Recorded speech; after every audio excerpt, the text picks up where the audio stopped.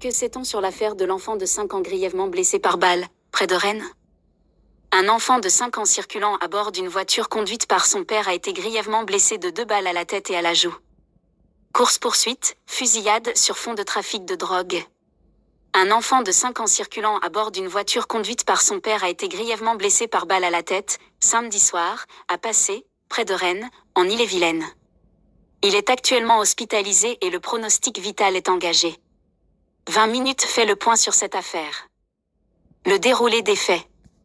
Un enfant de 5 ans a été victime d'un tir d'arme à feu et a été touché par 2 projectiles à la tête, à Passé, au nord-ouest de Rennes, a indiqué, ce dimanche, le procureur de la République de Rennes adjoint, Jean-Marie Blin, dans un communiqué, confirmant des informations du quotidien Ouest France.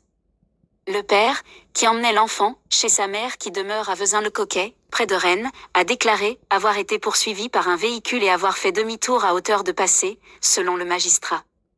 Il aurait senti une secousse avant de découvrir son enfant blessé, a précisé Jean-Marie Blin. Les tirs sur son véhicule ont eu lieu au niveau du rond-point du Ponant, à Passé. 4 douilles de munitions de calibre 7.62 ont été découvertes sur place par les enquêteurs, selon la source policière, qui précise que l'enfant a été blessé à la tête et à la joue. L'enquête pour chef de tentative de meurtre sur mineur de 15 ans a été confiée au service de la gendarmerie. Un père connu pour trafic de drogue. Selon une source proche du dossier, le père est bien connu des services de justice pour trafic de drogue.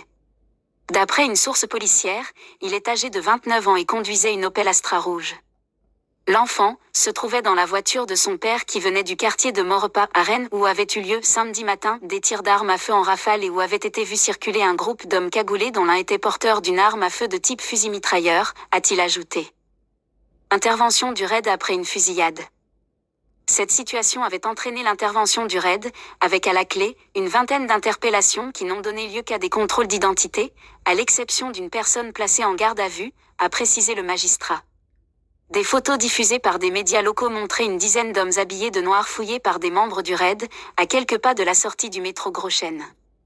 Dans le même quartier, un autre homme a été retrouvé blessé, victime de coups portés à main nue, et est actuellement hospitalisé, a affirmé le procureur adjoint, sans tracer de lien entre cette agression et la fusillade.